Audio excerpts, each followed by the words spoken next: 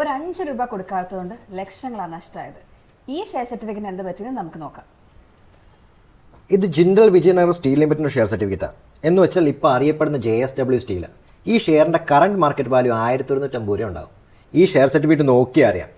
ഇത് 1995 ഈ ഷെയറിന് പേ ചെയ്യേണ്ടത് 10 റുപ്പീസ് ആയിരുന്നു. അതിൽ 5 റുപ്പീസേ പേ ചെയ്തിട്ടുള്ളൂ. ബാലൻസ് 5 റുപ്പീസ് പേ ചെയ്തിട്ടില്ല. അങ്ങനെ ഇത് പാർഷ്യലി പെയ്ഡ് ഷെയർസായി. അങ്ങനത്തെ ഷെയറുകളെല്ലാം ഇയർ 2000 ഈ കമ്പനി ഫോർഫീറ്റ് ചെയ്തു. എന്ന് വെച്ചാൽ ക്യാൻസൽ ചെയ്തു. ഇത് കമ്പനീസ് ആക്ടിൽ പറയും forfeiture of partially paid shares എന്ന്. അപ്പോൾ അത് ഷെയർ ഹോൾഡറിനെ അറിയിച്ചില്ലേ? അറിയിച്ചിട്ടുണ്ടാകാം. ന്യൂസ് പേപ്പർ വഴിയോ രജിസ്റ്റേർഡ് പോസ്റ്റ് വഴിയോ അറിയിച്ചിട്ടുണ്ടാകാം. അപ്പോൾ ഇപ്പോൾ ഈ ഷെയർ സർട്ടിഫിക്കറ്റിന് ഒരു വാല്യൂ ഇല്ല? ഇല്ല. ഇതിന്റെ ഫൈനൽ കോൾ പേയ്മെന്റ് ചെയ്യാത്ത കാരണം ഈ ഷെയർ ഫോർഫീറ്റ് ചെയ്തു. പിന്നീട് ഈ കമ്പനി 2005 ലിസ്റ്റഡും ആയി. അന്ന് ബാലൻസ് 5 റുപ്പീസ് പേ ചെയ്തിട്ടുണ്ടായിരുന്നെങ്കിൽ ഇന്ന് ലക്ഷങ്ങൾ കയ്യിലിരുന്നേനെ. അങ്ങനെയാണെങ്കിൽ എൻ്റെ കയ്യിൽ മലയാളം കമ്മ്യൂണിക്കേഷൻ്റെ ഒരു ഷെയർ സർട്ടിഫിക്കറ്റ് ഉണ്ട്. ഇതിന് എന്തെങ്കിലും കിട്ടുമോ? അതോ ഇതും JSW പോലെ പാർഷ്യലി പെയ്ഡ് ഷെയർ ആണോ? അല്ല, ഇത് ഫുള്ളി പെയ്ഡ് ഷെയറാണ്. ഈ ഷെയർ വാലിഡാണ്. ഇതെനിക്ക് സെല്ല് ചെയ്യാൻ പറ്റുമോ? എത്ര രൂപ കിട്ടും? ഇത് സെല്ല് ചെയ്യാം. മലയാളം കമ്മ്യൂണിക്കേഷൻ എന്ന് പറയുന്നത് നമ്മുടെ കൈരളി TVയും വി ചാനലും ഒക്കെ ഉള്ള കമ്പനിയാണ്. എന്ന് വെച്ചാൽ അത് അൺലിസ്റ്റഡ് പബ്ലിക് കമ്പനിയാണ്.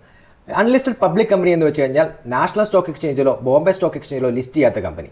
ഈ ഷെയറിന്റെ പ്രൈസ് ഡിസൈഡ് ചെയ്യുന്നത് ഓവർ ദ കൗണ്ടർ ആയിരിക്കും. പിന്നെ ഇത് ഡിമാറ്റ് ചെയ്തു ഇരിക്കണം. ഡിമാറ്റ് എന്ന് വെച്ചാൽ അത് അടുത്ത സെഷനിൽ പറഞ്ഞുതരാം. ഓക്കെ. നിങ്ങളുടെ കയ്യിലും ഇങ്ങനത്തെ ഷെയർ സർട്ടിഫിക്കറ്റ്സ് ഉണ്ടോ എന്ന് നോക്കൂ. അതിൽ എന്തെങ്കിലും ഡൗട്ട് ഉണ്ടെങ്കിൽ drop A comment. Thank you.